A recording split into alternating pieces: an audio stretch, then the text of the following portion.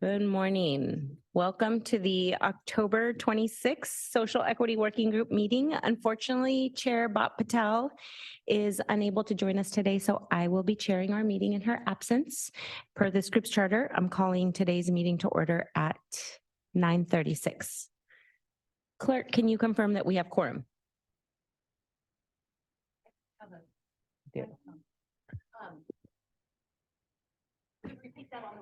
Thank you, Clerk. It appears that we do have a quorum.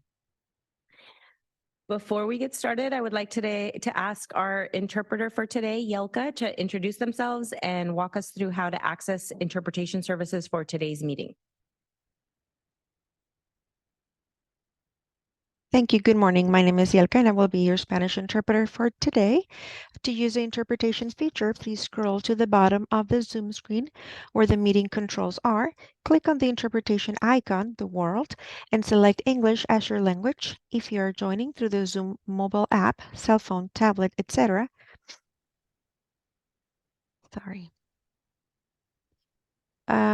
Please press the ellipsis, then interpretation, and then choose your language. Finally, click on mute original audio to not hear the original Spanish audio in the background.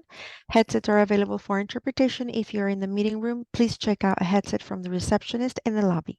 Aviso por parte del intérprete: para usar uso del servicio de interpretación, favor de desplazarse a la parte inferior de la pantalla de Zoom, donde aparecen los controles, haga clic en el icono de interpretación globo terráqueo y seleccione Spanish, español. Si está utilizando la aplicación móvil de Zoom, celular, tableta, etc., presione los puntos suspensivos, luego interpretación y luego el idioma. Si no desea escuchar el audio original en inglés en el fondo, por favor seleccione Mute Original Audio, silenciar audio original. Contamos con auriculares disponibles para el servicio de interpretación. Si se encuentra en la sala de reunión, favor de pedir auriculares con la recepcionista en el vestíbulo. Thank you, Jelka.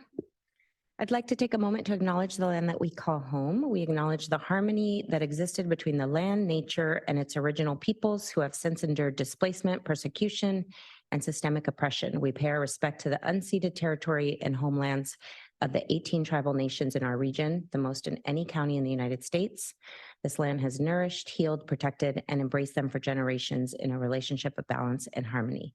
As members of the SANDAG community, we acknowledge this legacy. We aspire to learn from Indigenous traditional knowledge and experiences in undoing the injustices of the past. I'll review the meeting process for both working group members now, as well as members of the public who wish to participate. For working group members, as you know, if you'd like to speak, please raise your hand. We'll call on you by name. Please also remember to use your microphones. In front of you are iPads. You'll find today's agenda and the supporting documents. Of course, I think you all know now that you can zoom in and out using the iPad touchscreen. Tessa, can you please provide a quick reminder on how the public comment works? Thank you. Yes, the members of the public may also speak during this meeting on items, either non-agenda public comments or on any item on the agenda. At that time, please raise your hand. If you're virtual or if you're here in person, submit a speaker slip to me, and we will call on the in-person speakers first and then the virtual speakers at the time of at the end of each item. Thanks, Tessa. Do any members of the working group have questions on meeting procedures before we begin? Okay, we'll start our meeting with item 1, member and public comments. Clerk, are there any public comments for this item? I have one public commenter, virtual, the original draw. Please go ahead. Yeah, I think it's important that you guys establish what equity is, because in your previous meetings, you haven't been doing that. And I don't know how we can move forward if the whole point and focus of, what this group is for is not determined. So it would be pretty much foolish to continue until that is decided, so that everything that you do, exactly what you're doing. And, because it is such a broad thing, it can be different to all of you guys. So, I don't even know if you would have some kind of agenda item that could say that so that you can get input from others, because it is something that, people look at differently. It should be something where everybody is treated equally, but what happens is with equity, people get left behind because we focus on one group over another, and that creates inequity and leaves people behind in the process. It does the same thing that when you're trying to make up for people not having equity, you can't just leave another group behind thinking that's giving equity. And everybody deserves the same. And so if we, sit here and divide through those measures, we're doing a disservice to the people and to what this group really is supposed to be focused on. And there is a history of leaving people behind, but when we continue to do that, it doesn't move the needle forward. It actually keeps the inequity, in a perpetual state and moving forward. And the idea is that that's not what we want to do. So I would hope that we can get down to that before we move forward on any other items, so that it is very clear across the board what you guys have to make decisions upon. Because if it's not clear, you can't really make a sound decision regarding any kind of equity if it's not been defined and people understand what that definition is. So I don't know if it's something where you guys need to be, having it written down all the time so that you know exactly what it is that you're pushing. But it does need to be clear, because otherwise I just feel like I don't know how you can continue to move forward if it isn't. Thank you. And that concludes the public commenters. Thank you. I would like to share updates on 2 items in lieu of a chair's report. For those who are unaware, tomorrow's Board of Directors meeting agenda is going to include a proposed fiscal year 24 program budget amendment item, which includes increased funding for things like the Youth Opportunity Pass, which I know this group has been very involved in and supportive of, next generation rapid planning, as well as several bikeway projects, in addition to many other things. If you're able to, we really encourage you all to review the meeting agenda and supporting items that are available online, and attend either in person or virtually to participate, to express your support for item number 12. And then secondly, I wanted to share an update on a request by our chair from previous meetings to discuss SANDAG's definition of equity. Staff is working on a draft definition as part of our agency's equity action plan. I think I've mentioned this in the past. We have a little bit of a timeline to share now. The draft is going to first be taken to our diversity, equity, and inclusion council. That's our internal group. It is going to go to the CBO network meeting in December.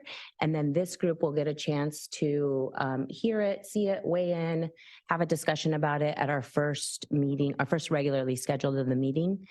Our first regularly scheduled meeting of the new year, which is going to be in February, because we will have a joint working group meeting in January. So that'll be a different agenda.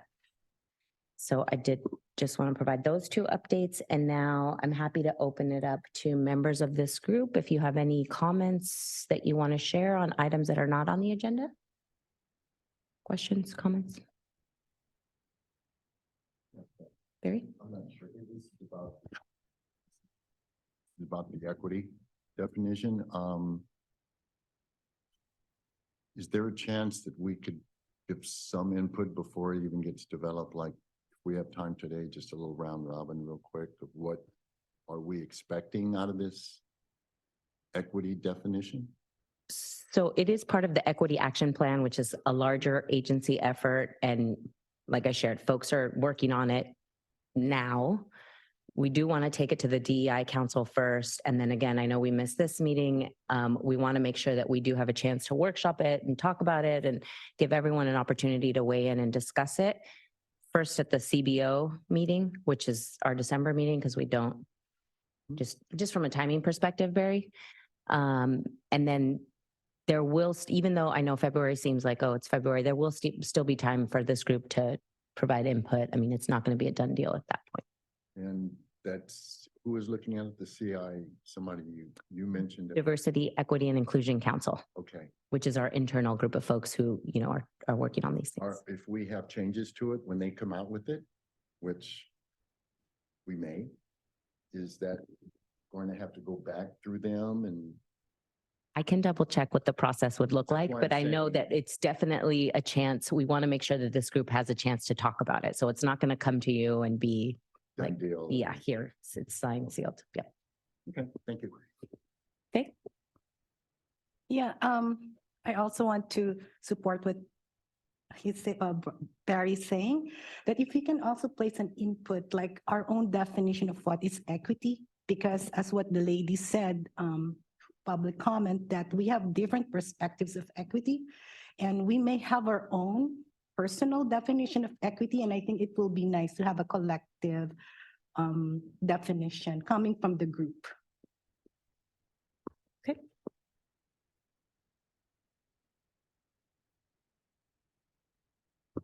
Okay, thank you for those. Moving on to the next item, this is approval of our meeting minutes. We'll now proceed on approving the September 28th working group meeting minutes. Do working group members have any comments or questions about these?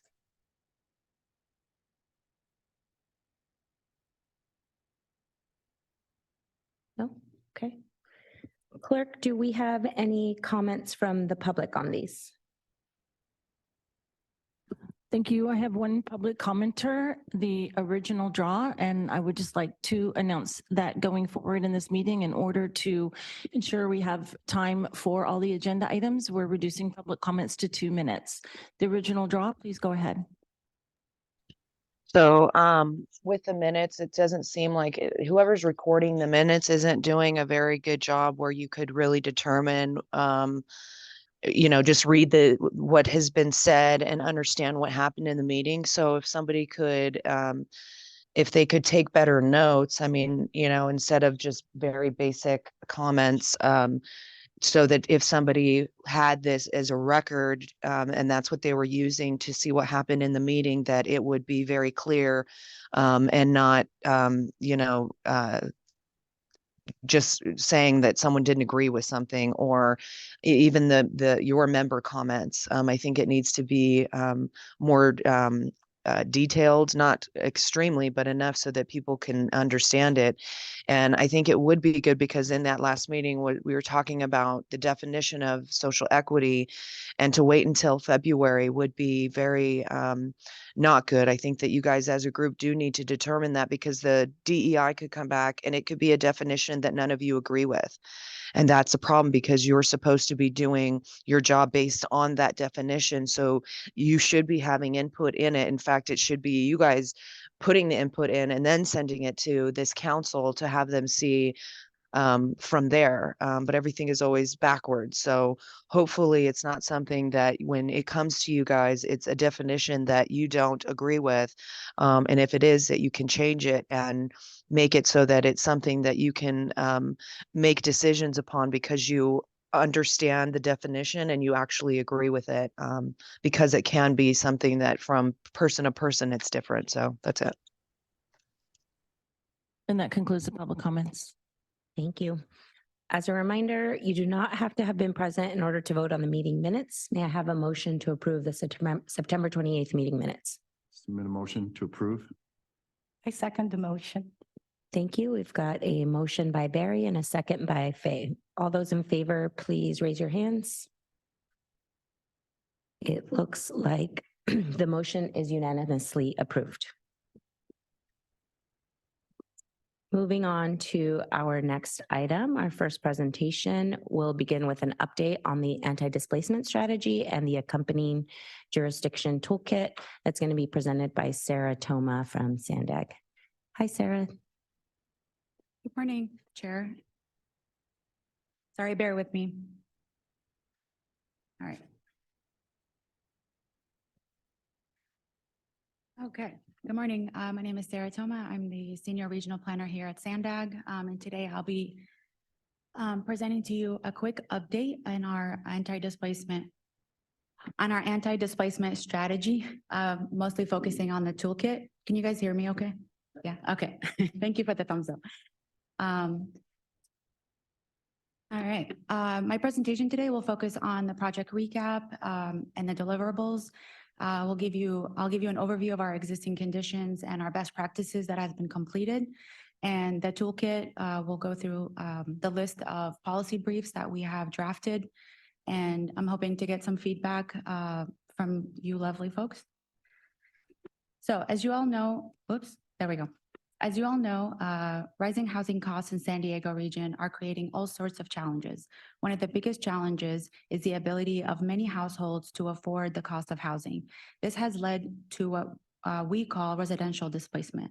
Residential displacement is a term we are using to describe when existing residents have to move for reasons outside of their control. These reasons can be as extreme and forced as an eviction, but can also include rising rents, neighborhood change, natural disasters, and more.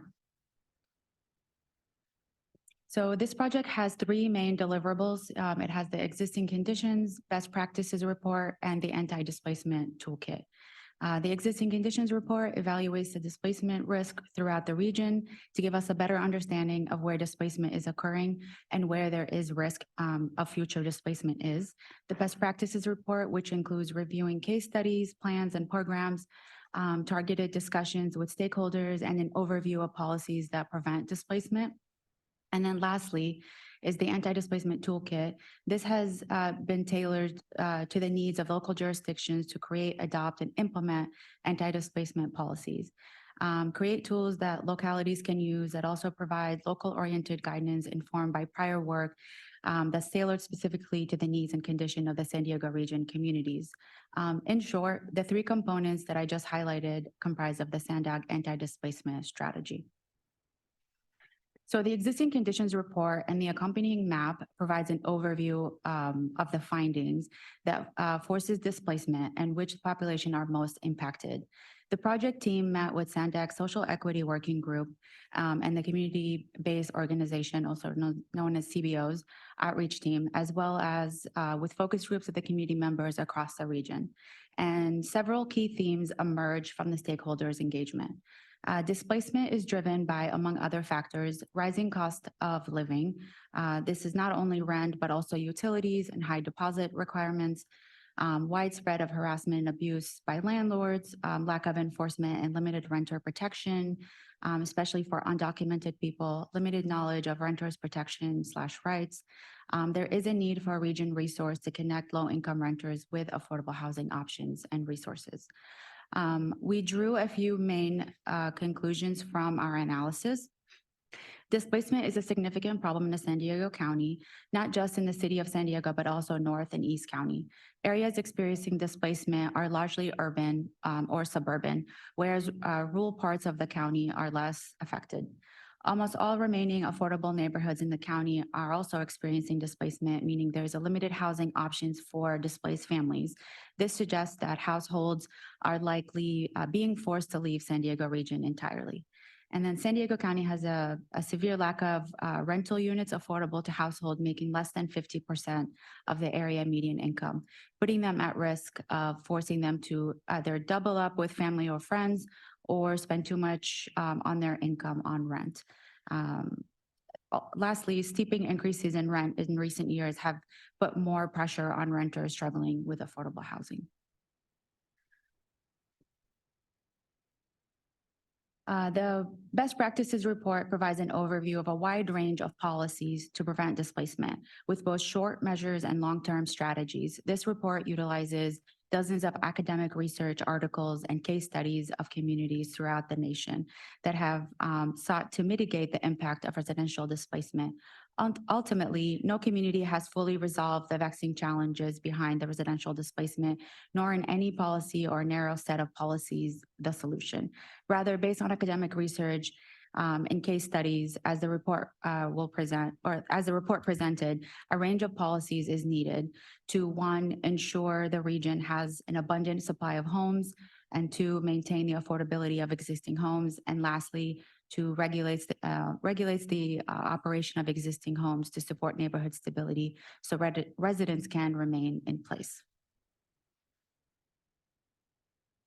As I stated in my earlier slides, we have a draft policy briefs that are tailored to local jurisdiction and community members' needs to implement anti-displacement policies. The idea was to develop this toolkit that can easily be accessible, organized, and have a handful, be a useful resource available all in one spot. As a central element of the anti-displacement toolkit are the policy briefs. Ultimately, the toolkit will include 10 main policy briefs. These policies are meant to be practical, detailed document on how to implement anti-displacement policies. To get started, we did identify 3 priority policies for initial review and feedback, which we worked closely with local jurisdiction staff, which we held 2 workshops, one in July and one in September. And based on their feedback, we modified the policies, refined the format and content to include clear examples, relevancy to their specific jurisdiction, and then draft language and programs of the design. Also, we did learn from the stakeholders' engagement, and data showed greatest needs for preservation, stability, and production. So here are the 10 policy briefs, the draft 10 policy briefs that we had put together. This is based off of research analysis from the existing conditions report, the best practices report, as well as our stakeholder engagement outreach effort that helped shape this list. It's a long list, and our reports are extremely detailed, and they will have everything they need to be able to implement these policies. And that was basically our hope for this project. And then this is my last slide. So we structured the policy briefs to follow this outline. They each begin with a summary of the policy, include goals, descriptions, target population, key stakeholders. Then we describe the time frame for the impacts as seen, and whether the impacts are seen short-term, long-term. The briefs then describe steps of implementation policies and concludes with case studies. And that concludes my presentation. Thank you. I'm available for any questions. Okay. Faith. Sorry Thank if I you spoke so really much. fast. No, thank you so much for this very comprehensive report. And I'm very happy that you've been addressing some of the issues that we have been raising, but I think there's another layer that we need to add. We have not discussed about how to help those who are being displaced.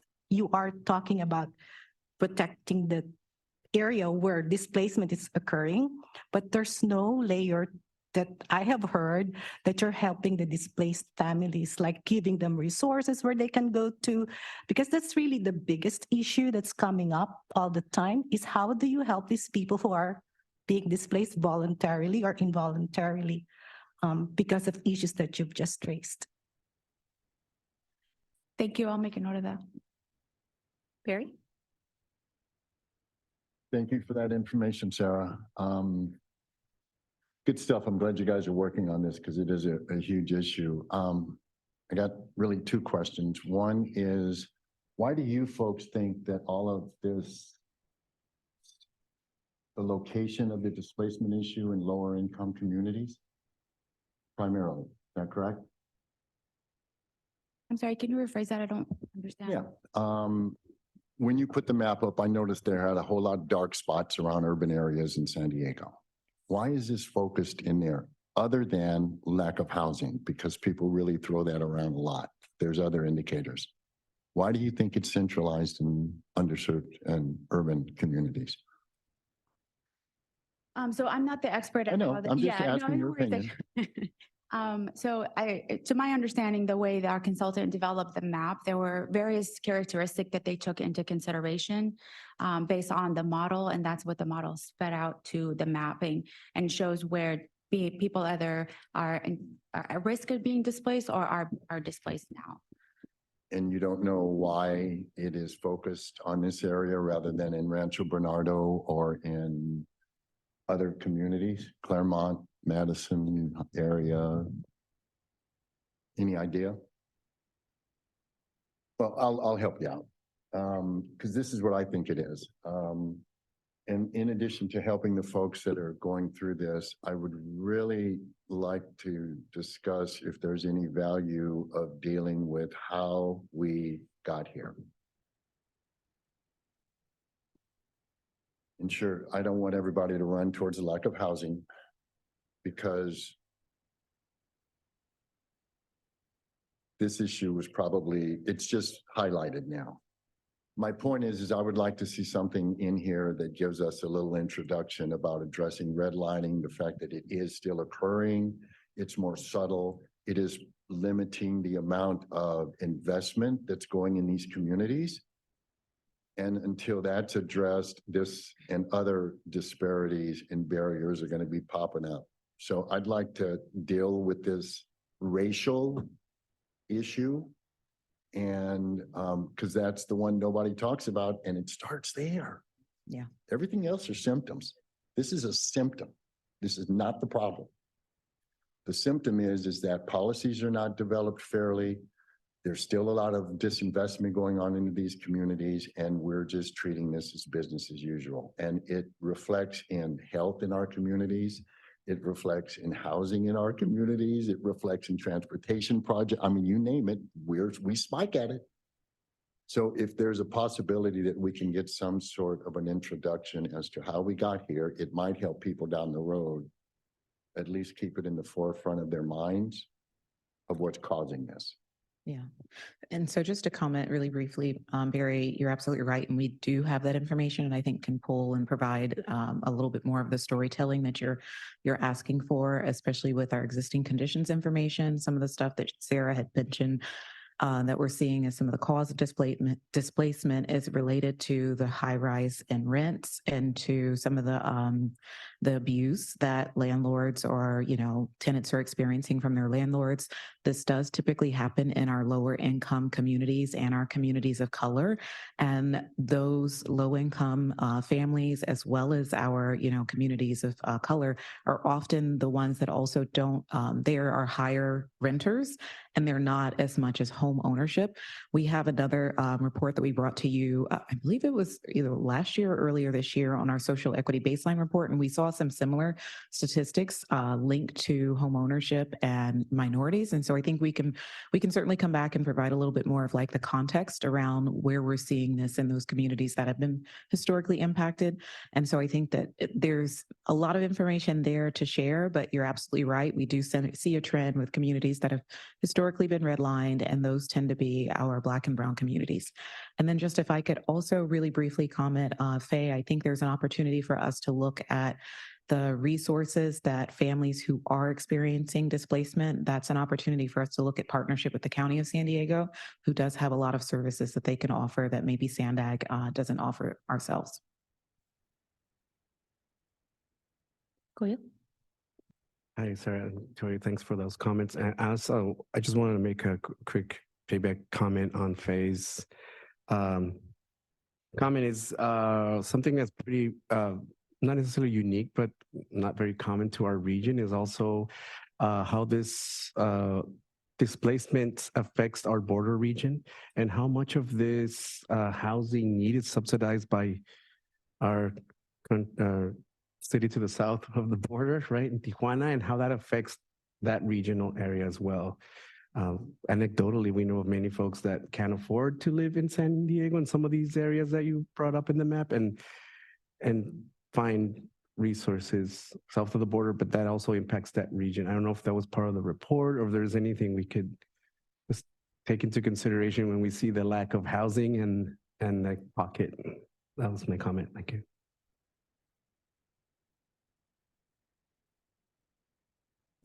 Well, and we could put the map back up if that's helpful for folks. I mean, it does look at our border region in the San Ysidro community. We don't look at what is the, we understand, and we've been talking with some of our partners in Mexico, particularly in Tijuana, about where we're seeing a lot of people who are not able to afford to live in San Diego County. So they are living across the border because of displacement issues, high cost in rent, utilities, and a lot of other things that make it extremely expensive to be able to live in San Diego County.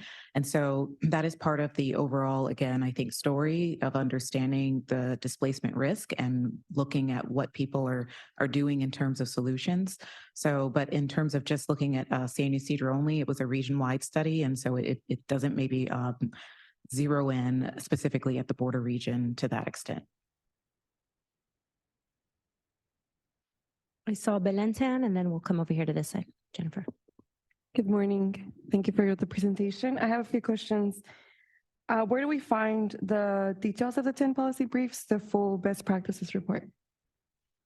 Great question. We will have them posted on our website, which I will provide the link to Paula, and she can provide it to you guys as well. Okay. We're still drafting it. So the 10 policies, we have a list, and now we're working with our consultant to finalize the draft, and we can post it online. Thank you. Yeah. The existing conditions assessment report, is that already available? We should have, we're working on that. We should have it online as well under our Sustainable Communities website. Perfect. So maybe It's just a, an it's a email alert lengthy, once yeah, it's a it's lengthy available. report. We're also working on maybe like providing a quick executive summary, so it's a quick read. Okay, thank you. And then when will the toolkit be complete? The project is supposed to conclude in January of 2024, so we'll have that all ready by then. Thank you. Of course. Once the toolkit is done, will SANDAG be providing support with implementation or accountability to the jurisdictions, or does SANDAG's job end when the assessments are complete? For this project, we are mainly using that as a resource for local jurisdictions to use. It's not something that we're going to enforce or have, require implementation of it. It's more of a tool for local community members and or mostly focused on local jurisdiction staff to be able to have it all in one spot so they can kind of use all that data instead of having to search in so many different, because a lot of the policies that we have inputted as part of the list, they're extremely complex, as you folks all know. So that's the intent of the project. But I Okay. will say, and I think we have no, I'm thinking of a different meeting. We have a technical assistance program within our housing program to work with local jurisdictions on being able to implement things from they're trying to expedite the process for how they might have accessory dwelling units added. This is something that our local jurisdictions, we did a training with them on the policy briefs. And so we do have the ability to continue for jurisdictions who want to maybe start moving forward with one policy for implementation. We have a technical assistance where we offer free staffing support to them that they can take and actually implement that. So it is a jurisdictional by jurisdiction basis. These are 10. What the jurisdictions will need to do is take time, look through it, and see which ones they feel they want to advance first. And then we can work with them through our TA program to actually help them through the implementation. Very nice. Thank you for sharing that. And lastly, because my organization is more focused towards transportation planning, I'm just curious, will this report be used in any way in transportation planning, or what are the connections to that? So yes, actually, that's something that would probably be a little bit more of an in-house activity. Once we get through the policy briefs, we have been looking at wanting to really understand, transportation can be one of the major drivers for displacement to a community. And so wanting to see what policies and actions we can put in place that would help to discourage displacement, especially when large transportation projects are coming in place. But we haven't, that's something that we're going to be working on after the conclusion of this first phase of the study. Great, thank you. Okay, Jennifer had her hand up, and then we'll go with Jesse. Hello.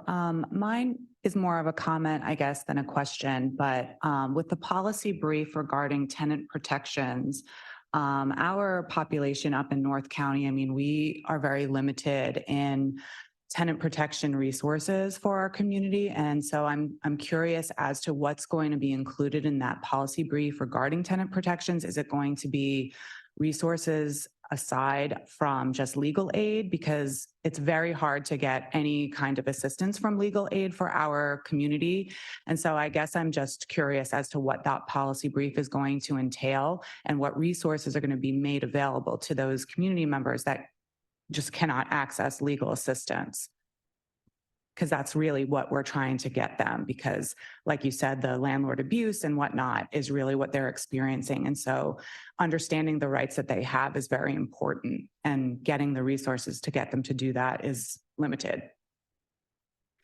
Right, excellent question. So I think that might be a little bit outside of the scope of the project. We try to, the way that we formatted the structure of the policies is to provide informed, timing, information, other policies that have been completed by other cities. So like an example of maybe what they've done, but not necessarily to provide legal, advice because this is a little bit, again, it's a very complex item, so we try to avoid that.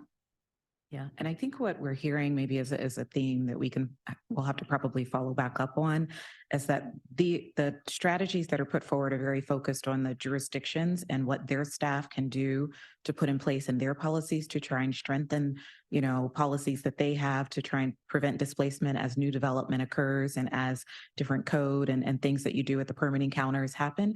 What I think what we're hearing is that you're looking for kind of the more community focused, what are the resources and something that we can either provide to jurisdictions or can provide to even you as CBOs who might be able to support, because you're working, hand to hand with the individuals who are experiencing displacement. And so we can look into that in terms of either partnerships with the County of San Diego, or if there are other organizations that are actively working in this space more than we are at SANDAG at the regional scale.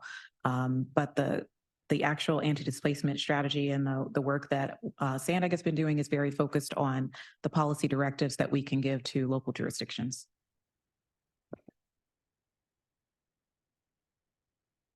Jesse and then Carol. Hi, I want to piggyback off Belen's comment on implementation. So from the sounds of it, it sounds like you guys are creating some kind of like go-to place where there's resources, right, and information for folks to tackle displacement. But I was wondering if you guys had conversations with the city of San Diego, because I know right now they're working on their housing action package 2.0, and I think a lot of the information that you guys are going to have in this report would be really, really valuable to them. So yeah, thank you. Yeah, absolutely. They're definitely one of the key players that when we did our workshops, they attended both of those meetings, and they provided their input to shaping the list that we put together. So yeah, absolutely. Yes, thank you for this. And it was really an honor to be one of the focus groups that worked on this, having done it in Arabic. And that's what I really wanted to talk to about today, is that we have a population that are refugees, asylum seekers, do not have English skills. And we are seeing that they need subsidized housing because of the fact that they can't get jobs that will pay living wages. And so we have more and more apartment owners who are not taking subsidized housing. And I wanted to know if there's any policies in place to encourage apartment owners to accept subsidies, or if there's a mandatory kind of policy that's, if you're building a new unit, you have to have so many units available for subsidized housing. And because this is a big issue, now that they can get higher rents, they're not accepting those subsidies any longer. And it's becoming a real problem.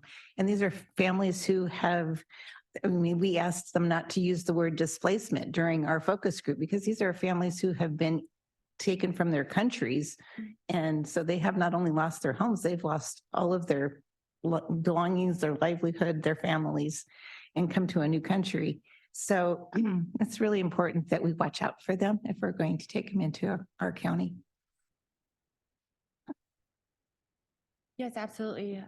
That's actually, it's a very close item to my heart, to be honest, because my family is originally from Baghdad. So I totally understand and sympathize with everything that we're trying to accomplish here. And while we can't force, and for this project specific effort, we cannot force, there are other state and local policies that have been put in place to require perhaps new developments to provide affordable housing or subsidized housing. And then I don't know, yeah, part of inclusionary housing. Thank you. Great. So we can definitely take that into consideration and maybe put a little bit more into the policy briefs that maybe address that to help local jurisdiction how to implement that type of policies. Thank you. Kathy? I want to follow up on what Barry said.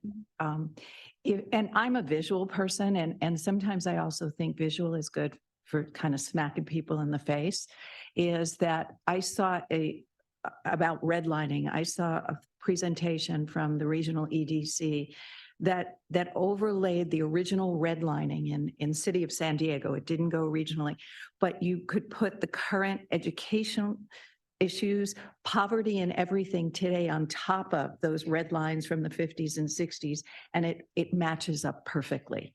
And I think that somehow to put that in the toolkit, because a lot of times, you know, it's history. People don't remember history, and to see that where did this come from, and to let jurisdictions see it. It's just a suggestion, because I know it just hit me in the face and said, how could something from it was the 50s, right? Redlining, I think, 40s, 50s, I can't remember.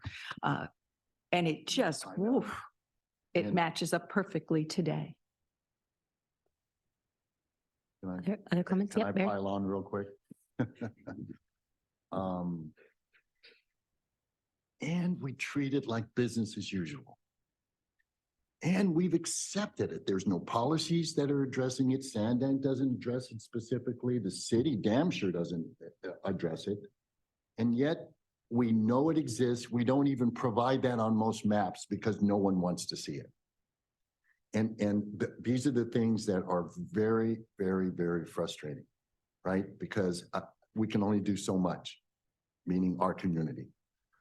You know, and then I think I read in the paper, you guys, and that San Diego is the most expensive city in the United States to live in. I'd love to have a conversation about what SANDAG's role in that is. And we'll want the city involved in that as well. Because how did we get here? Greed? I don't know. But that's a question. I mean, we have to live with that. And you know, our communities are much more impacted. So Kathy, thank you very much. But again, we talk about it and then we leave it here and then we don't talk about it again for like a year or two. I'd like to have some sort of mechanism in place that we take maybe a little bit deeper dive and include our circle among people, not only SANDAG folks. Because this is a regional issue. And just having that discussion can't hurt. We're at least putting a focus on it. So maybe that is in the column of what to bring forth in 2024. So it's, and then that conversation about how did we get here with being the most expensive. You guys are a big organization. I'm sure you've got your ideas and thoughts. Okay. Any other member comments?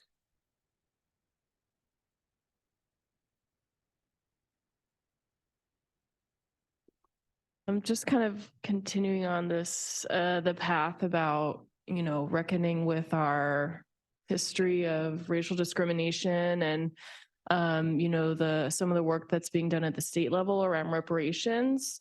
I wonder how and when and if that can be a conversation when we're thinking about, you know, displacement can reparations play a role in, you know, in repair?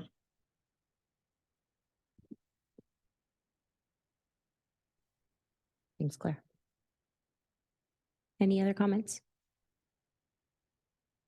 I also think it's something for the DEI group to look at as they start to do the beginning of a definition. I think the history helps. I'll make sure that gets back. Thank you. I'm laughing because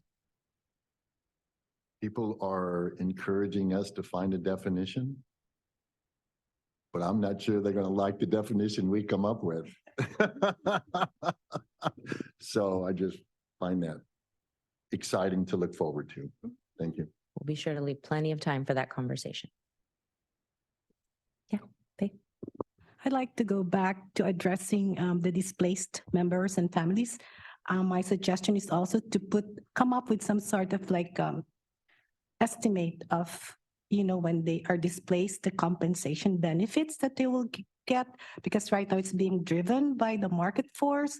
And sometimes they're not even paid, you know, those, especially the renters who are being displaced because of the owner is going to renovate the apartment, but they should be given. They have the right to receive some sort of compensation because that is their dwelling in the past few years. And just because of a decision that was made to private decision to terminate that housing, I think it's not equitable. I think there should be some conversation and compensation for those who are being displaced.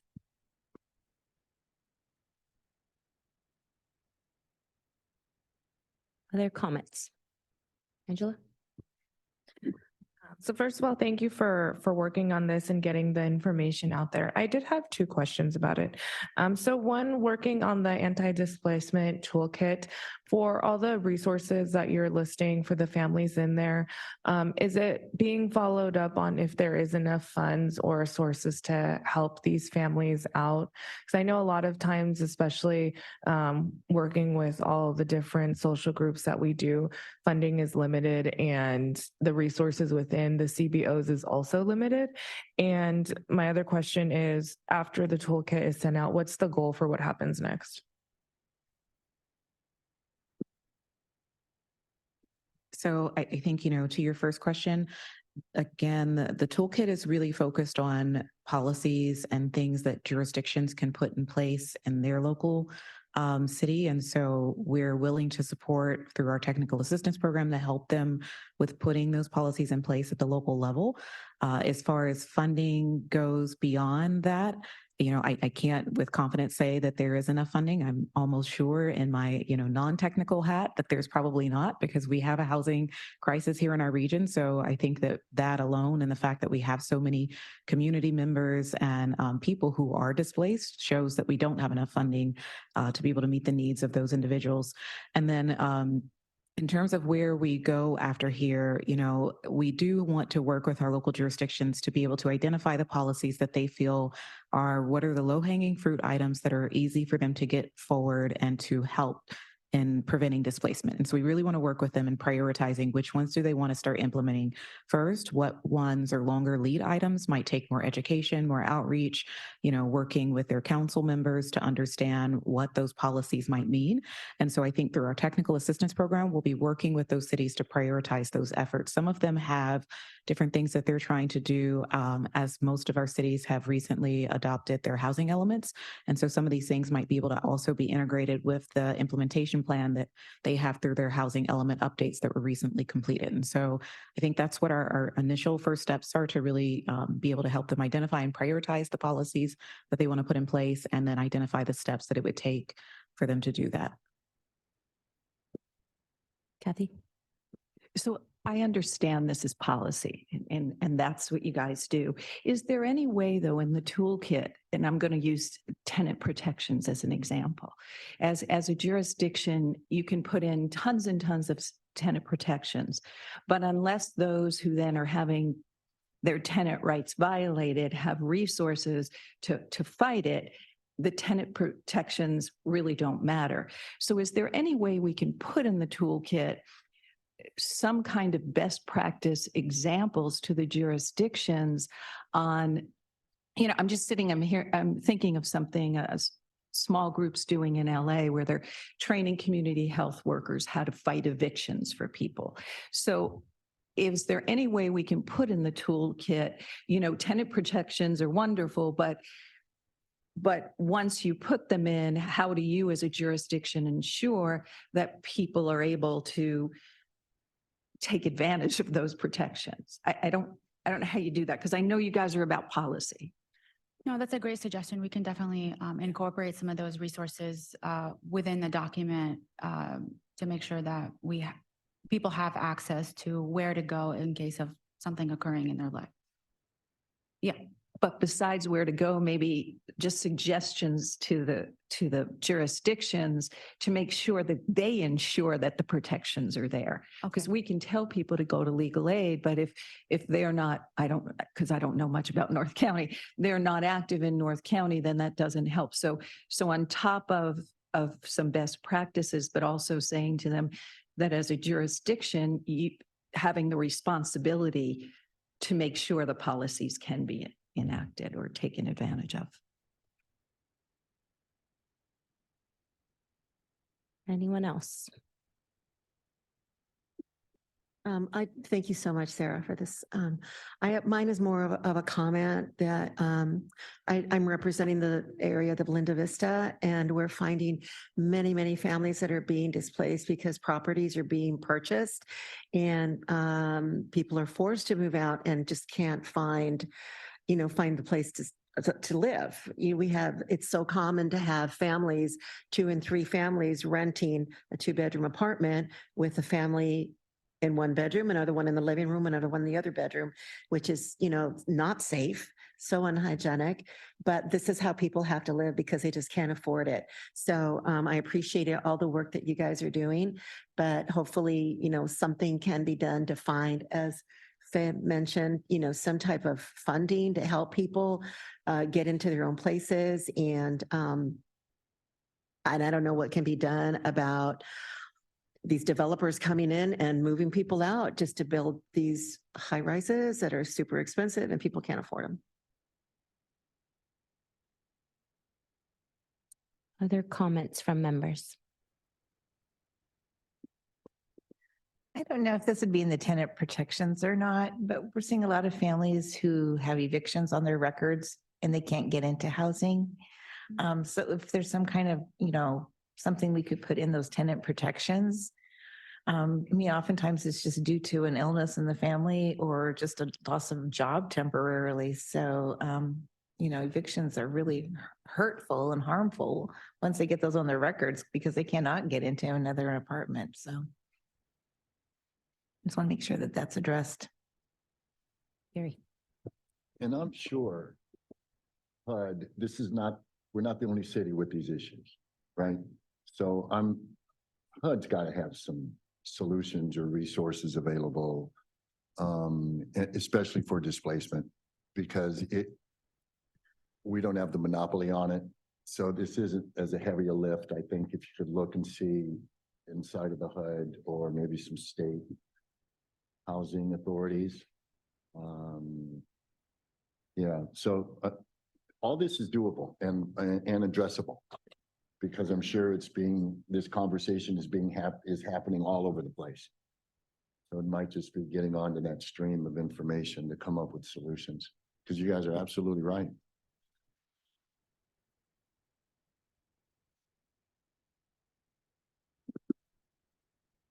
Other comments? Be good to.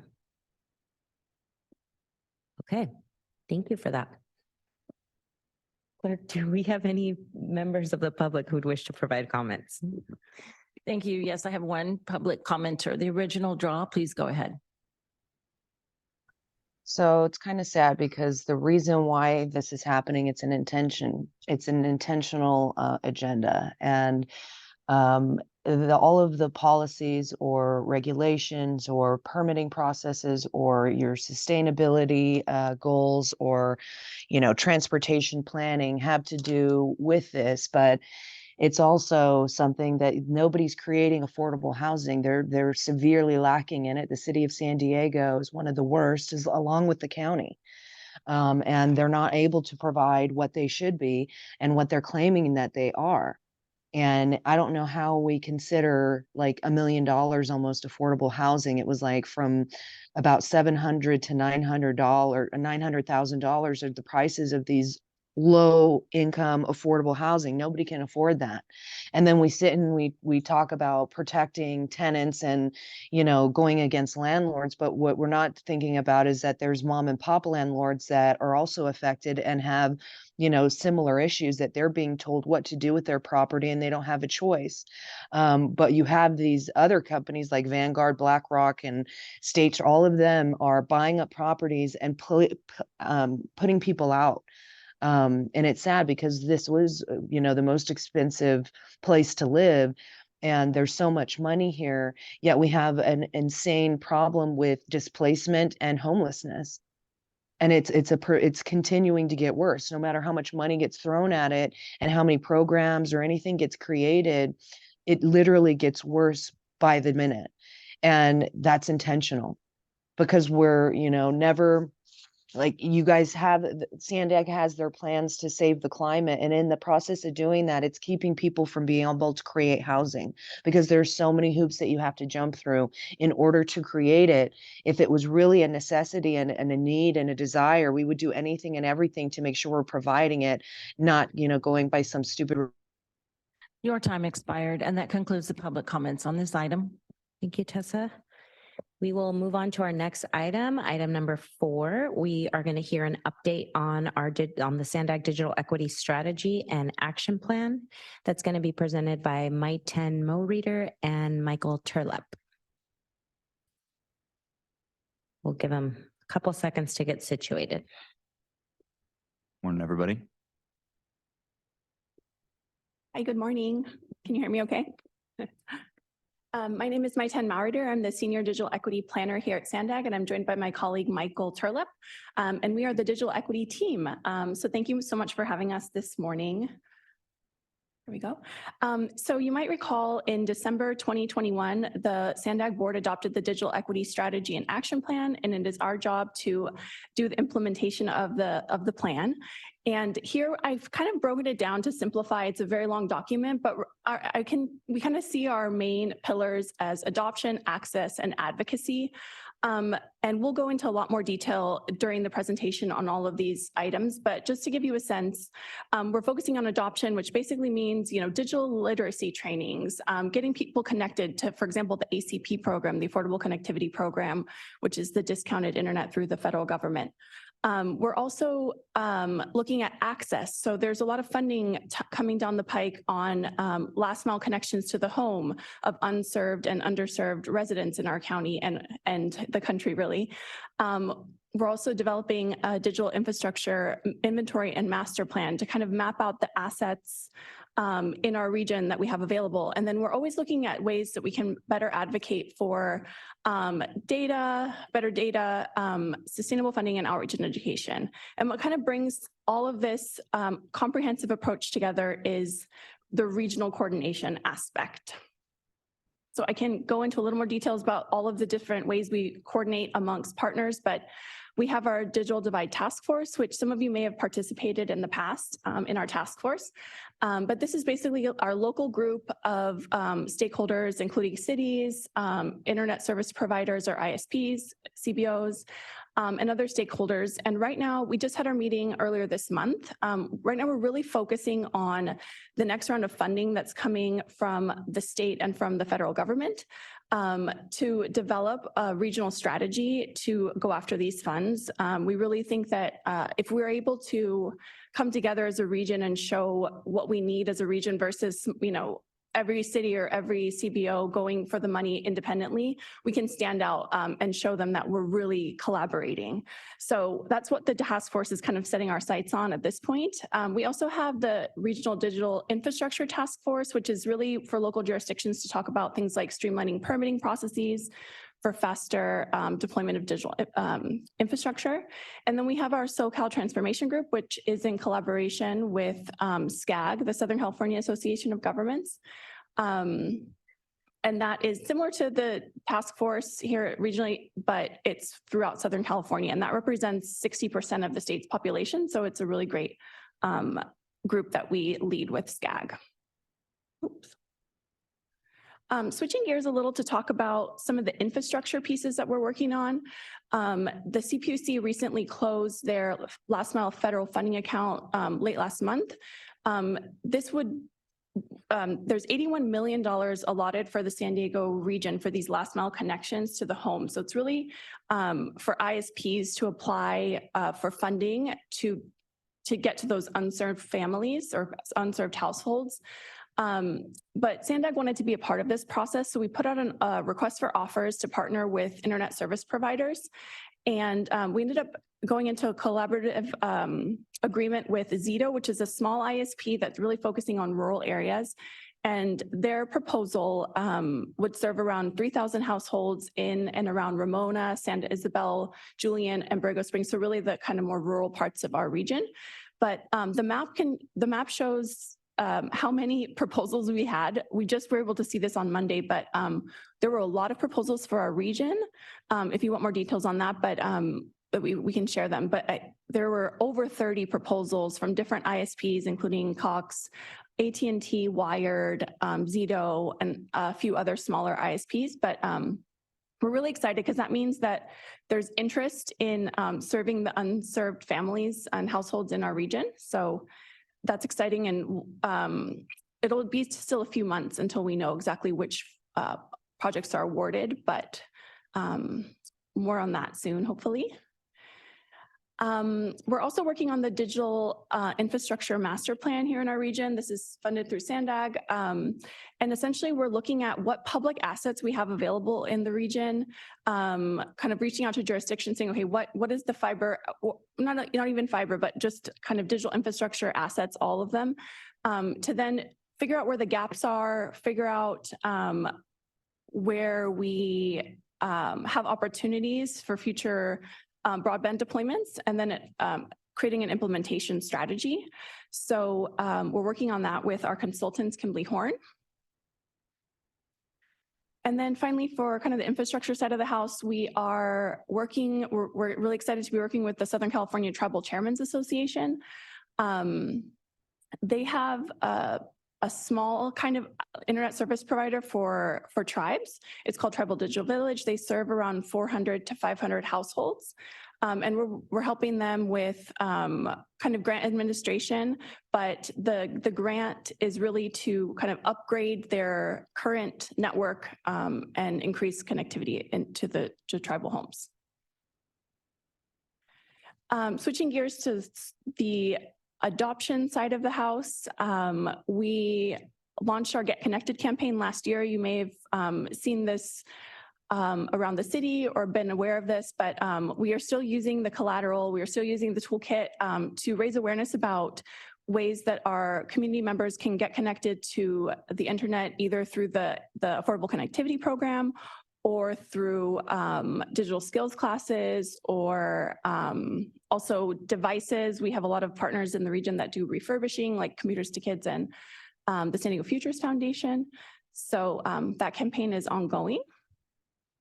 And related to that campaign, we applied for and were awarded for the California Advanced Services Fund adoption account. So we're in implementation phase of this grant, providing digital literacy training to rural and tribal areas of the region.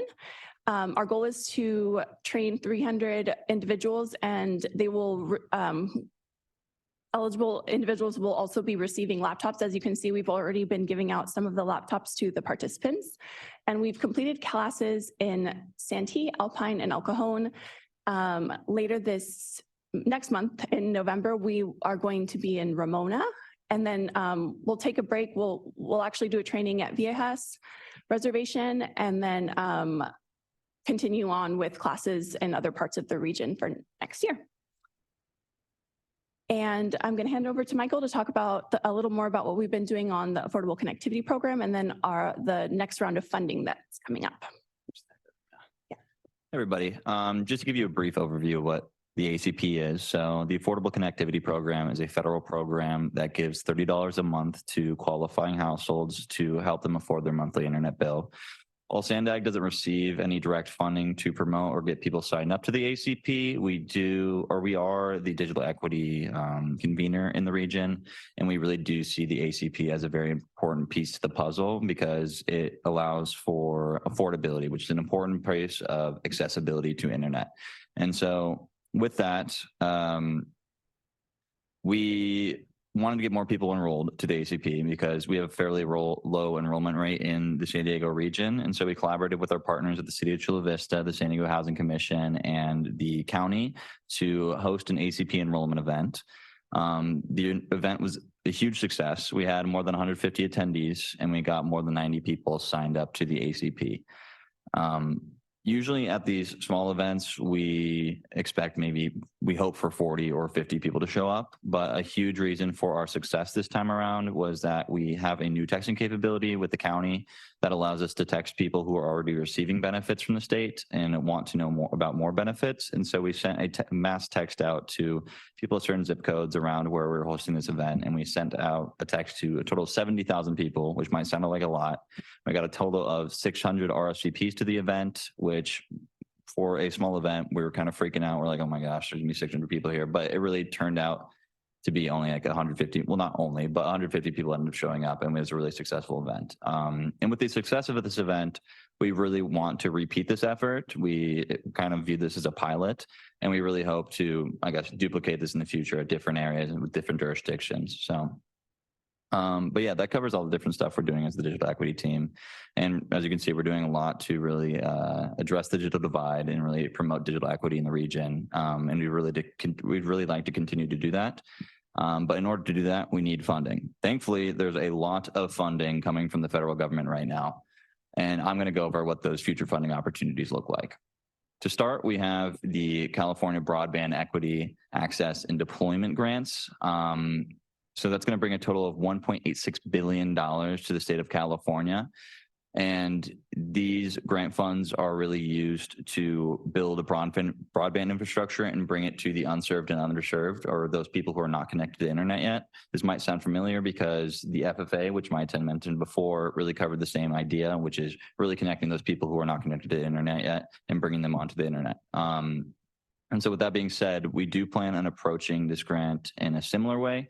We really want to reach out and work with the local ISPs just so we can be more competitive, A, and B, we can really direct the direction of these funds to be more in line with our regional priorities and really make sure these funds are going to the disadvantaged communities and the low income communities, and just doesn't go to somewhere like Rancho Santa Fe. No offense to Rancho Santa Fe. I think they're going to be all right.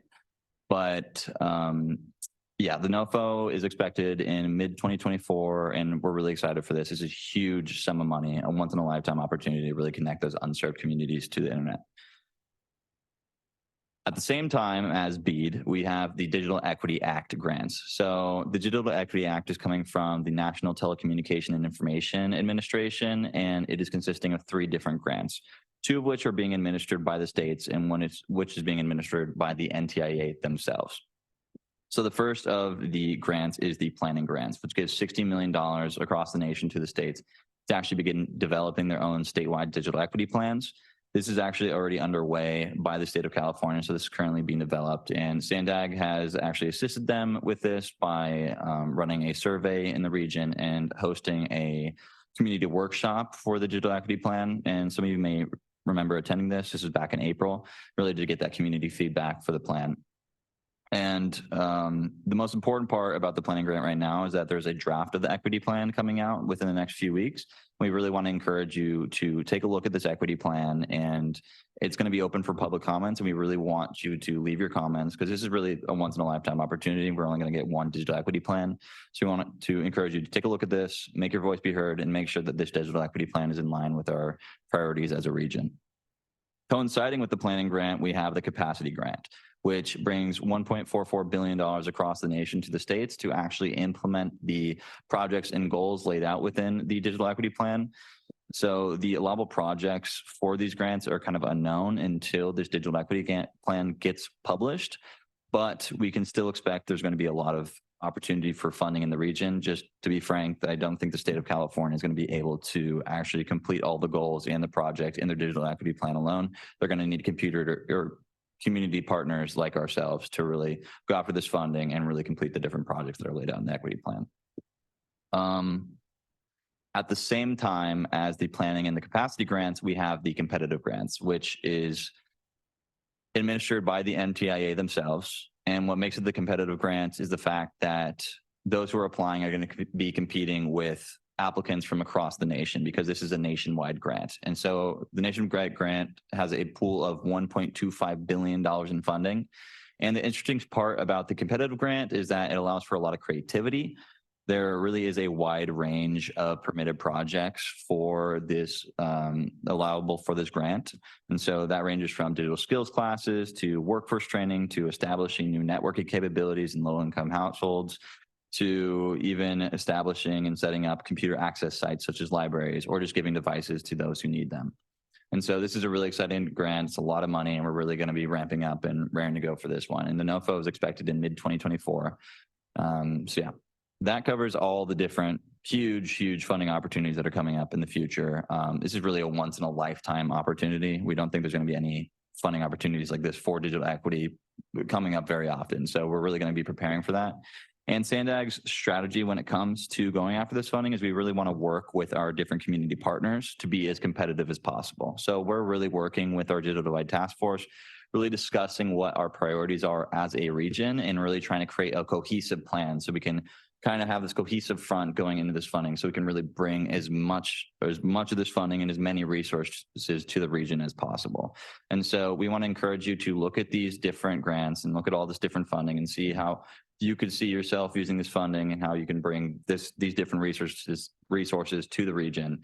And we'd also like to invite you to join us in our discussions with the Digital Divide Task Force. I know a few of you have already participated, but we'd really like to have you there to continue these discussions and how we're going to have a regional effort to go after this funding. But yeah, I think that concludes our presentation. Maiten, I don't know if you have anything else to add. We're open to any questions you guys may have. Okay, I see many hands. We'll start with Faye, then go over to Carol, and then over to Barry. I've stated this before during our meetings on digital divide, that digital divide cannot be addressed unless you see internet connectivity as a public good, because right now it is highly proprietary and based on pricing by very mega competitive force drivers in the internet world. So I think we need to have a conversation that the public sector needs to sort of like provide a setting where the local communities can start talking among themselves and start treating internet connectivity as a public good. I don't know how you will put that into your grants, that we can start that conversation. And I think that will be for me, a very strategic way of how to really address the bottom line of digital divide, if it's treated as a public utility or good.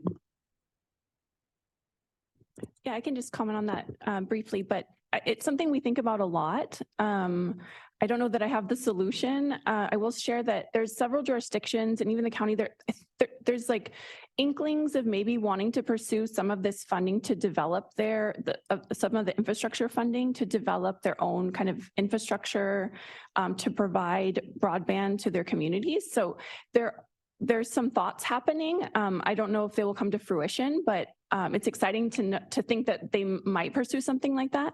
And I do know that there's a lot of regions throughout the state that, counties and cities that for the federal funding account that was just closed, they actually applied themselves. And so maybe those leaders will be able to kind of share their lessons learned with our region and see if maybe that would be a possibility of implementation. But I think the good news is that the FFA and all of these different funding opportunities will hopefully bring more competitiveness in the region and maybe drive down prices if we have more ISPs competing kind of in the market. But yeah, go ahead. Yeah, that's the argument that I always hear. But in reality, that does not really happen because some of these players sometimes merge and become bigger, and they become the drivers of pricing. And that's really the scariest thing, especially for low-income communities like ourselves, that we do not have the level playing field to fight, to work against them, or to say that these are what we need. So I think if we have an option to move in that direction, where we will be able to see internet connectivity as a public good, not necessarily public utility like electricity or water, then the constituents, especially us from the community, can have a better voice to raise to this mega players? Yeah, I think there's definitely a lot of best practices out there, so we can take a closer look at that in other regions of the country that have been able to do it. Thank you. Thank you, Carol. Thank you for this. I sit on the Social Services Advisory Board for the county as well. And I think I've brought this up before, but I'm not sure why we aren't bringing the connectivity program to the self-sufficiency department of HHSA. They're doing all of the work to get people on CalFresh, Medi-Cal, CalWorks programs. Why is this not just rolled into that as another service with them? We have application assisters all over the county who speak all the different languages. So why are they not equipped to be able to just offer this as another program that we can serve our families with? Rather than having a public event, and I appreciate the fact that we have those because it does help bring awareness, but it doesn't get the large numbers that we really need, and those people who are not able to get to a public event, or the families who are a little bit more restricted by languages. And so, you know, if we had this available to them, it would just make more sense. So I don't know why it's not in the renewal packets that they get when they're applying for their CalFresh or Medi-Cal. And it just should be all part of that program, I would think. I know SDG&E has been pretty good about working with the application assisters to get them on to the SDG&E programs. So maybe that should be like a practice that we look at. Yeah, that's a great suggestion. And we have contacts in that office, so I'll definitely reach out to them. I wanted to share, though, that the County of San Diego, HHSA, and then it's like the department, I don't want to mess it up, but there's another office. It's not self-sufficiency. They actually received the ACP grant. And so they're doing a lot of outreach with their community healthcare workers, kind of out in the field, going to community events, flyering. So there's a lot of that happening in the community based on that grant. So that's also. We're working with the Housing Commission to get them out there. So yeah, we have had them at several meetings and things to bring that information out, but they're not signing the people up. So that's the issue, is they're bringing the awareness, but once the awareness gets out there, then actually getting them signed up is really the problem. So I agree. And actually I can share that through these months that the Housing Commission and county have been in, with their grants, they enrolled, what was it, like maybe 80 or 90 people through their grants and outreach. And at our event, at the Chula Vista event, they enrolled about that same number in one day. So yeah, it's definitely tough, but we're working with them to use different methods to get more folks enrolled. It's the ultimate goal. I would just think, since they're already qualified for CalFresh, Medi-Cal, that they would qualify for this program as well too. So that's why I just think maybe that application could go hand in hand. Barry, I think you were next.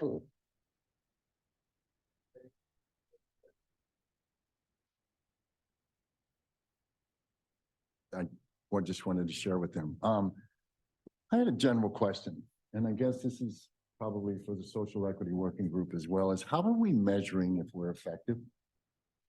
How are we measuring how effective we are? We've got these projects, we got a whole bunch of money coming down the pike. And so I'm sitting here thinking, and it's starting to snowball, it falls back into that equity issue again, right? And so, you know, if we can somehow figure out to carve out some of that money to apply in areas that need to be caught up with infrastructure, fiber versus copper, because when we starting putting in EV chargers, this is starting to be an issue, right? Mm-hmm. And so if there's some way, and what comes to my mind is that redlining map, is keep that baby on the map. Make sure that some of the funding is put in those areas so we could start making some improvement, because we talk a lot about it, but I'm sitting here trying to think, do I know for sure what is the net result over how long we've been talking about this? You know what I mean? About 5, 6 years. And so it would be interesting to see if what we're doing is working, because we're meeting a lot, but is that coming through the pipeline to show up on our streets? I mean, is there a way to capture that? I mean, I know you guys agree. I want you to, yeah, you want to, excellent. Good. Thank you. Hi, my name is Danielle Coachman. I'm the Manager of Strategic Partnerships in the Planning Department at SANDAG. Obviously, there's a variety of different programs and projects that come before the Social Equity Working Group. Specifically for the broad, and a lot of the data around what we're doing and the investments that we're making in communities and what their needs are available through a number of maps that are on the open data portal. For this program, we are about 2 years into this program. And we have also through our open data portal, identified the areas with greatest need. There are a lot in the rural, but there are also in our urbanized areas as well, a lot of needs. We've had a lot of discussions about Western Chula Vista, also Southeast San Diego. Right now for the digital equity program, we're very kind of beholden to the priorities of our partners. Because we are not an internet service provider, we are not a jurisdiction. Sure. And so we are working with all of our partners, and we're really hoping, especially with this latest model of working with Zito for the federal funding agreement program, they were looking at, rural areas specifically, but looking at, as we build our relationships, let's pivot and let's really identify, some of our priorities and, once we have our foot in the door with that relationship, we can begin to, align more and more with what we identify as the biggest needs within our region. And I will say, as we begin to invest dollars, we can start looking at the return on investment more and more, and how the infrastructure and how the services we're deploying is actually serving the different communities and the needs of those communities. Does that answer your question? Okay. I love measuring return on investment and seeing how that's going, and, reporting out on that is something that we will be getting to soon. I don't want to create more work for you guys, but even if you could give us some sort of a list by communities or zip codes of what you've done. Fantastic. Thus far. It doesn't have to be just bullet points. Mm-hmm. These are projects, infrastructure, transportation, housing, that kind of thing. Excellent. Thank you.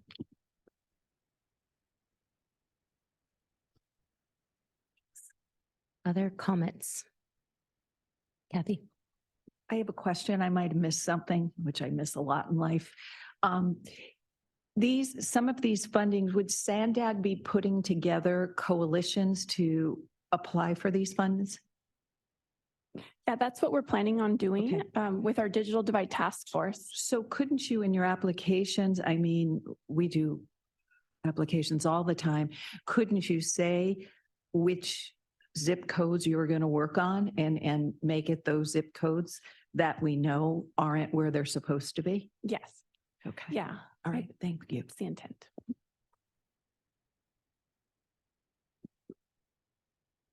Other member comments?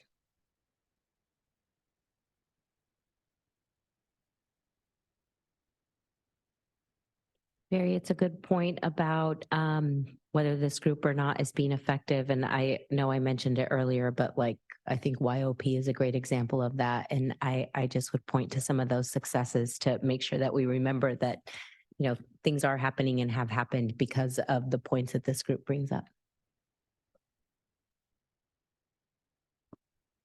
No other comments, questions on this item? Yep, Kathy? Another idea in your application. There are a couple of the providers, and not the well-known ones, that are actually hiring young people from low-income communities and having them do apprenticeships and internships and then giving them good paying jobs. So you could put something like that in too.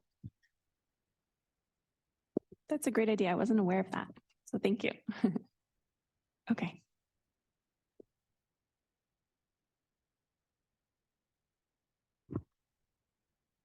Okay, unless there's other questions or comments, we'll move to public comments. Clerk, do we have any public comments? Thank you. I have one public commenter, the original draw. Please go ahead. So it's good and all to want to provide this, but I mean, somewhat, because at the same time, all of this technology is not that great because what it's doing, it's more than that. It's about radiation and frequency that's being used to affect people, whether you guys want to believe it or not. But it's just sad that you can see what priorities are when there's so much money that can be used to help people out. And, you know, when it comes to housing or providing affordable housing and shelters or anything like that, you know, there's a very, very limited amount of money that is able to be accessed and used. But then we have billions of dollars that are available to use for something like this. And, you know, it's just, it's like upside down because the basic necessities that people need, which would be to be in a home and to make sure that they can have shelter, you know, we spend more time and energy providing them with connectivity to the internet, which isn't a basic necessity. You can live without it, you know, but people need homes, they need food, they need to be able to pay their like get water and stuff like that. But what we're doing is, you know, like leaving all of this other stuff behind, acting like, well, we just don't have the money for it. There just isn't any money when there's billions of dollars in the county of San Diego. The Board of Supervisors are hoarding billions of dollars from the people, as does the state. I mean, there's probably hundreds of billions of dollars just sitting there, and we're acting like, you know, we don't have money to provide certain things. But as soon as, you know, you want to provide something that will connect people to an internet, you know, they can find all the money in the world. And, you know, that's just, I just don't understand how our priorities can get so upside down and nobody wants to do anything. But like Barry said, you know, it's just business as usual. That's what this is all about. Everything is a business. It's not really about fixing problems. It's about doing business. Thank you. Your time expired. That concludes the public comments. Thank you. We'll you, move everyone. on to our next item, item number 5. We have an update on the 2025 regional plan from Antoinette Meyer.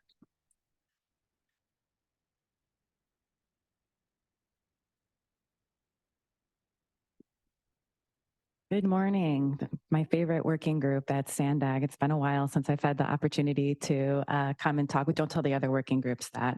But it's been a while since I've had the opportunity to come and talk to you about the regional plan because we have been so incredibly busy getting out there, talking to people, and collecting a lot of data and information. And we're really about to reach a very critical milestone with the regional plan. And we have some important board meetings coming up that I wanted you to be aware of, because I think these are board meetings that you're going to want to take part in and participate in and make sure that your communities are also doing the same thing. I wanted to go back and just do a quick reminder on the timeline for regional plan development that we're operating in this year, and all of the outreach that supports that. So much animation on this slide. Here we go. So we started in the spring, kicking off the regional plan with the board and with all of you. We've spent most of the summer into the fall getting out, spreading awareness, really educating people on what the regional plan is, why it's important, getting feedback and public input on people's priorities and needs.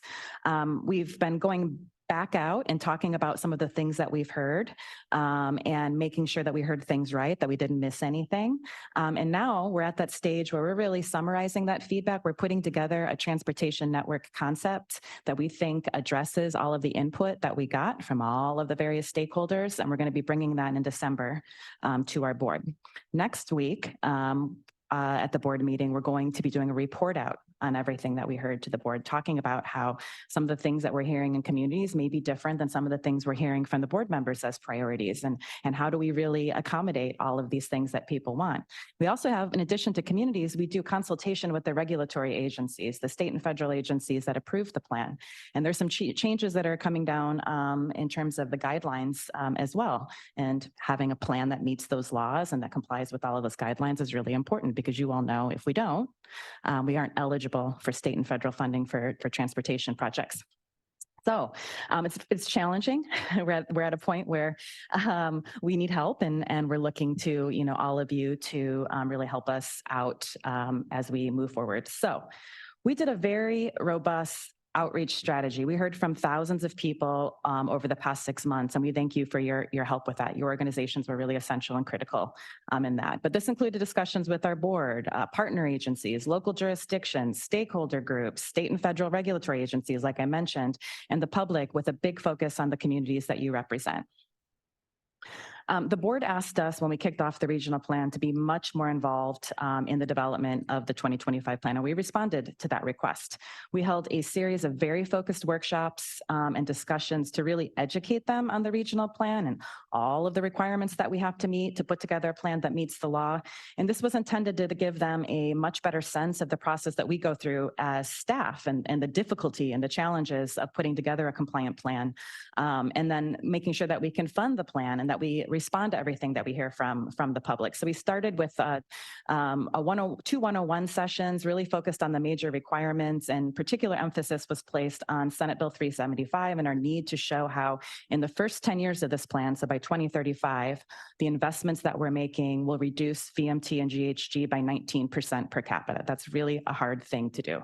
That is the requirement from the state, that we have to reduce GHG primarily by reducing the amount that people drive by 19% per capita, so per person, okay? You all participated, or some of you participated in a session that we did with the board on our social equity requirements. There's a number of requirements that we have related to social equity and ensuring that we're serving communities that have been historically underserved and who are overburdened by pollution. We do a comprehensive social equity analysis as part of the regional plan. So we talked them through what that social equity analysis looks like, and they gave us some input on the different policies that could advance social equity that we should consider in the plan. Our financial strategy and the funding requirements, we have to show how we can reasonably pay for all of the projects, policies, and programs in the plan. That is a requirement of the federal government. And that's very hard to put together a funding forecast that looks out 25 years into the future, right? And we rely very heavily on local revenues. We can't just expect that we're going to get state and federal grants, because all of those state and federal grants require a local match, usually of at least 20%. So you have to have local revenues to be able to fund the plan. So we had a conversation about that with the board. We did a session on what we call our data-driven planning process. So all of the travel data that we look at, the demographic data, the growth forecast that helps us understand what the population will look like in the future, where people will live, how many jobs we will have. And then they did a workshop where they focused on gaining consensus on sub-regional priorities. Then we gave a presentation on policies and programs. We focus a lot on projects, but it's actually the policies and programs that really tend to move the needle the most when it comes to VMT reduction, right? So policies and programs like the Youth Opportunity Pass program and subsidizing transit. And then the last thing we did was talk to them about how we do cost estimates for the plan. So when you're doing cost estimation for projects 30 years in the future, you've seen what inflation has done, right? With cost increases, we have to account for that in the regional plan. So we've got costs going up, revenues that are coming down. It's complicated. In addition to the board, we did a lot of outreach to partner agencies across the regions. 2 joint working group workshops that we did at the library. You participated in those workshops, but that was our mobility working group, our sustainable communities working group. We did 2 workshops with our tribal transportation technical working group. We did a joint policy advisory committee workshops. That's our transportation committee, our regional planning committee, our public safety committee, our borders committee. We did a binational workshop in Tijuana and talked with government officials in Mexico on how we ensure that our transportation plans, housing plans are all connected. And then we did regular meetings, ongoing coordination with the transit operators and Caltrans to really build consensus on the investments that we're going to be proposing in the plan. And then, of course, there was the outreach that we did with all of you. So we had the 6 sub-regional workshops that were extremely well attended. This is my 5th regional plan, and I've never seen so many people come out to workshops, and that's in large part thanks to you. So we appreciate your help with all of that. And in addition to the workshops that we did together with you, you all did 45 different kind of tabling events in your communities, and those attracted about 2,400 people. That's huge. And then we had the online mapping tool, and there were more than 8,300 unique visits to that mapping tool, which is pretty amazing. And that resulted in more than 2,000 comments from people, very specific comments on the priorities that they have when it comes to transportation.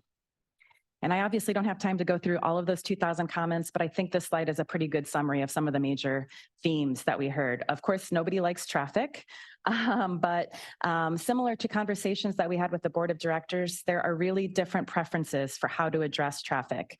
You know, we hear from some folks that they want to see a major investment in roads to solve the traffic problem. Particularly, you know, with our board of directors, there's different opinions on the board of directors about, do we expand roadways? Do we convert general purpose lanes to express lanes, or do we add those express lanes? So there's a lot of differing opinions about how you address traffic and the roadways.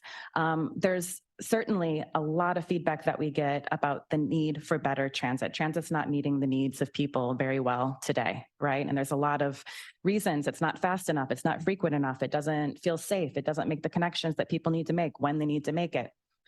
There is a huge love. Our board talks about it a lot at all of the working groups for what we call flexible fleets and microtransit. Everybody wants it and everybody wants it everywhere. So that is the one thing that we have, I think, consensus on in the region with our board, with communities, is more community shuttles and more microtransit service.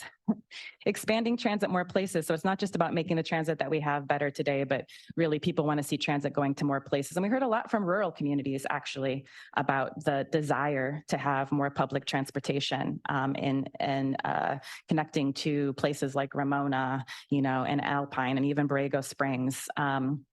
Problems with connecting between transportation. Many people have to make those connections. It's not that they have a bus that's, you know, conveniently located by their home that takes them to their jobs. They may need to get to a trolley station, and then they maybe need to get on a bus after that. And oftentimes those schedules don't align, and those transitions just make the trip complicated and tricky and lengthy. Then, of course, we hear a lot about the need for safe infrastructure for people who are walking and biking. There's a lot of people who would like to bike more, but don't feel safe doing it and won't until there's infrastructure there today. You know, you've heard us talk about Vision Zero and how traffic fatalities, particularly with people who are walking and biking, are on the rise. So there's definitely a need to invest more in that safe infrastructure for people. From the outreach that you did, no surprise, the majority of comments referenced public transit improvements that are needed now. People aren't super excited and interested about talking what we can do 20 years from now, right? People want to see these things now. They want it to be safer. They want more hours of service. They want it to be clean. They need it to be more affordable and accessible. We talked about, you know, the faster, more frequent service, but amenities too. I think at every event that I've been to, people talked about the need for bathrooms and shade and places to sit at transit stops. And then of course, the expanded routes. I mentioned that we're consulting with our regulatory agencies, and CARB being the big one for the state. There's new guidelines that are coming down the pipeline that are going to make it harder for us to demonstrate that we're making progress towards achieving that 19% reduction in greenhouse gas emissions. So CARB says they don't want to see a lot of roadway expansions, even express lanes. So they really want us to minimize that in the 2025 plan. At the same time, we hear from the board that they really want to see continued investment in roadways. They want to see us implementing those Transnet projects, right? So there's a conflict there. CARB wants us to really prioritize in the early years of the plan investments in the projects that reduce VMT and GHG the most. That's where they want to see the majority of our resources going. In the past, we've been able to get a little bit of credit for the transition to zero emission vehicles. That's not going to be the case moving forward because the state and federal government are putting so many incentives in place, so many policies in place to facilitate that transition. The state doesn't feel like the regions need to make that investment anymore. We still feel like it's important though, because we know in disadvantaged communities, charging infrastructure and things of that nature aren't getting built. So we want our plan to continue to have high levels of investment in EV charging incentives and vehicle incentives as well, because it's important.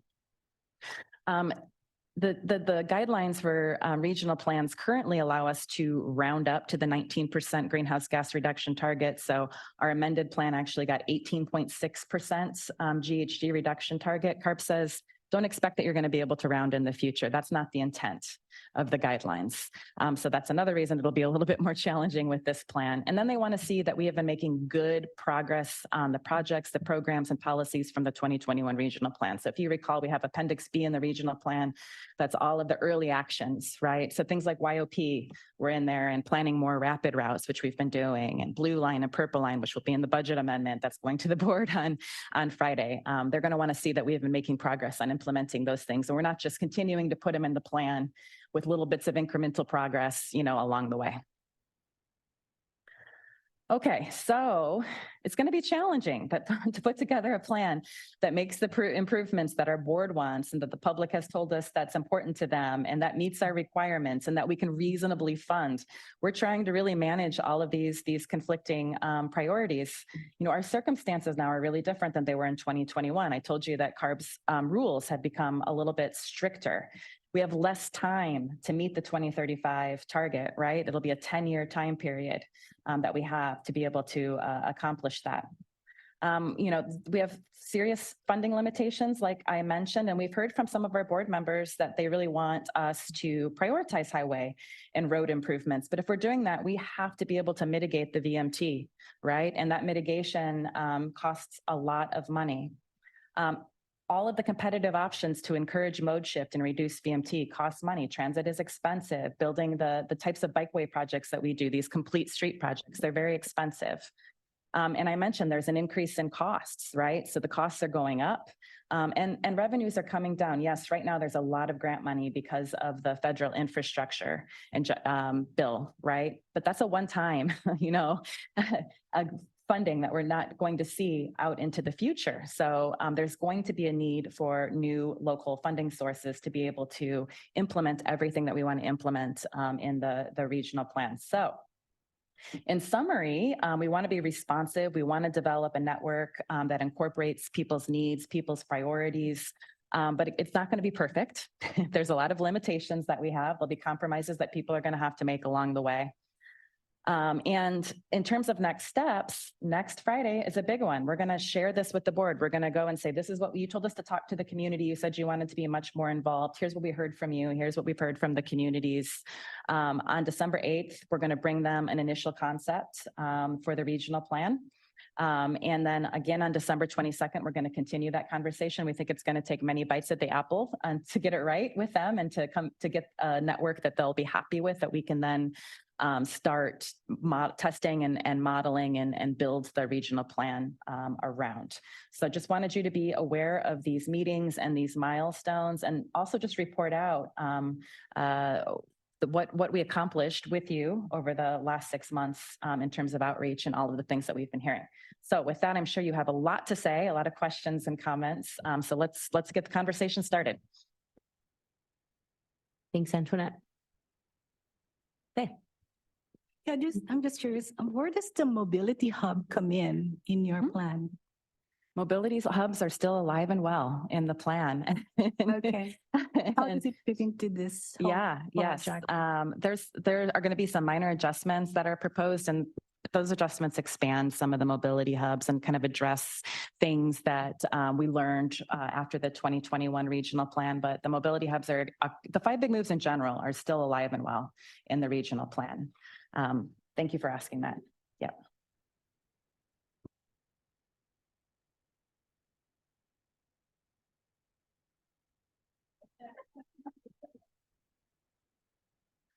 You surprised there's no questions? Yeah, I am. You did a really good job, Antoinette. You did a good job. Goyo. Hey, Barry. I have one. Hi, Antoinette. I just have I wondered if there was time to see what are our options for if there's no more credit for the EV incentive programs.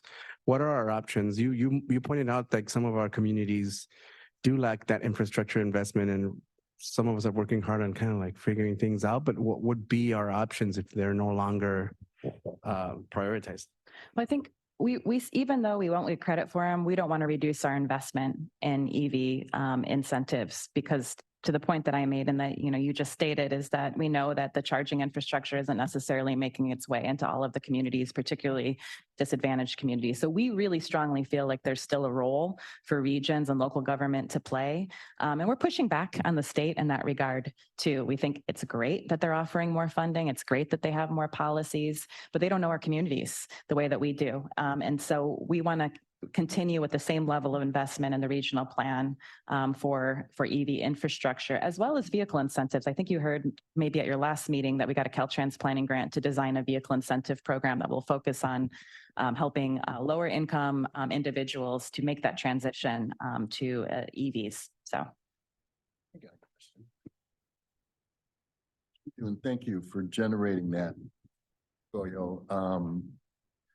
Is there someone on SANDAG staff that can sit down with us, and maybe it's the city engineering now that I'm thinking about it, taking an inventory of our respective infrastructure? Because I've heard a lot of things about Euclid and Market and the most recent, and we found this out through our micro. Difference between copper and fiber is pretty huge. And so, but we really don't know what's underground, and we've got a couple of those dots, right? So the communications infrastructure, is that what you're talking about? Yes, I think Maitan mentioned that we just did a database that where all of the, at least public, we don't know private, right? That's proprietary information, but where all of the kind of public infrastructure is, communications infrastructure, so fiber, so that we know where those gaps are. And when these funding programs that they shared with you are becoming available, we know where we need to focus our efforts. So that database, yes, we can come and talk about that. Okay. Yep. Good. Thank you, Antoinette.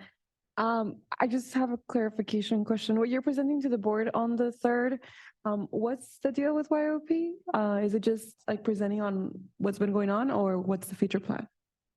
So November 3rd is a similar presentation to what I just gave to you. So reminding them about all of the outreach that we've done. They said, get out and talk to our communities, get us much more involved. So what we've done over the last 6 months, kind of the key things that we're hearing, and also identifying for them where we have competing interests, right? And where, we may have some real challenges putting together a compliant plan.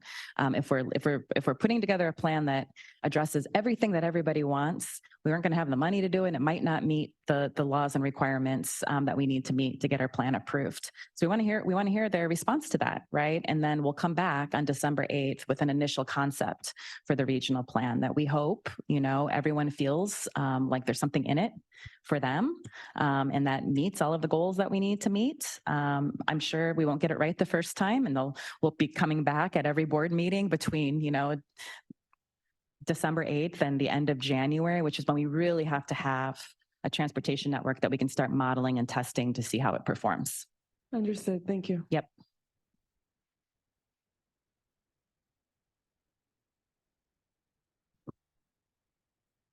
Thanks for sharing the updates on the plan. Just kind of hearing that there's interest from the board in doing roadway expansion, and we're, over here asking for, more investments in public transit. I'm curious, like, what are the repercussions because at some point something's got to give, right? So what are the repercussions to not have a compliant plan, or like, where do we go from here? If we don't have a plan that's approved by the state and federal government that meets the laws, we're not eligible to apply for federal and state funding programs. That is where the majority of the money, and it's not just SANDAG, it's local jurisdictions in the region too. That is where the majority of the funding comes from. So the repercussions are pretty significant if we don't have a compliant plan. Thanks. Yeah. Got a quick question. It's a way to try to implement some of these things maybe on a smaller scale. Some of these programs can be pilot programs. For instance, I assume most of us don't want expanded freeways, but there's a big population that does. Yep.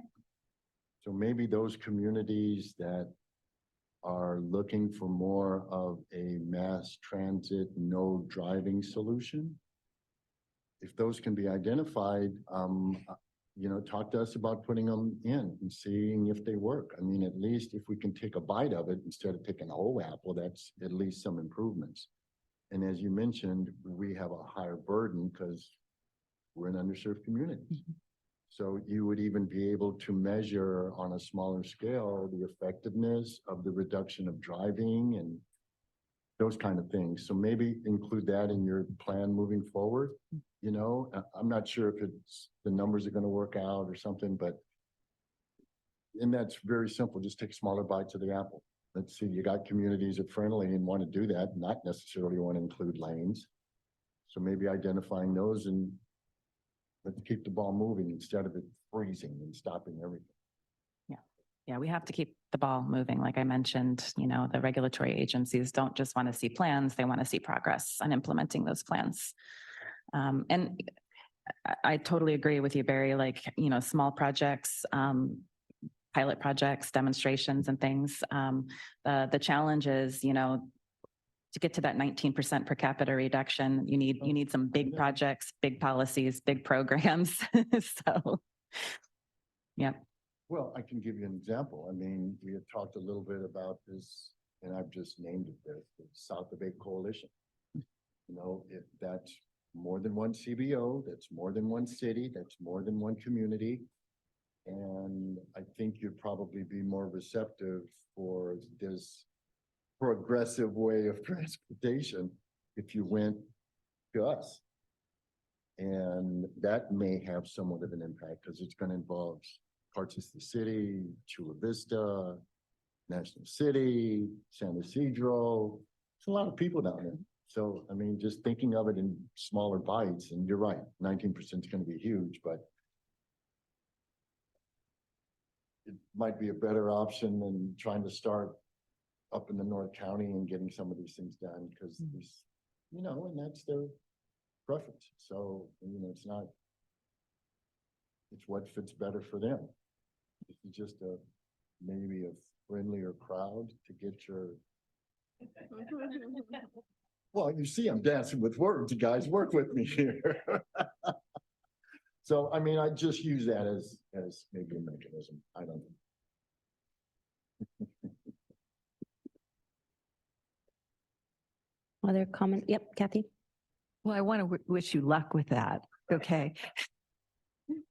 And I don't know if this is helpful at all, but besides the community south of 8 being supportive of mass transit, I think talking to some of the regional EDC members about companies that are saying they don't have enough employees because they can't get them there, maybe they could put some stuff behind a more progressive plan.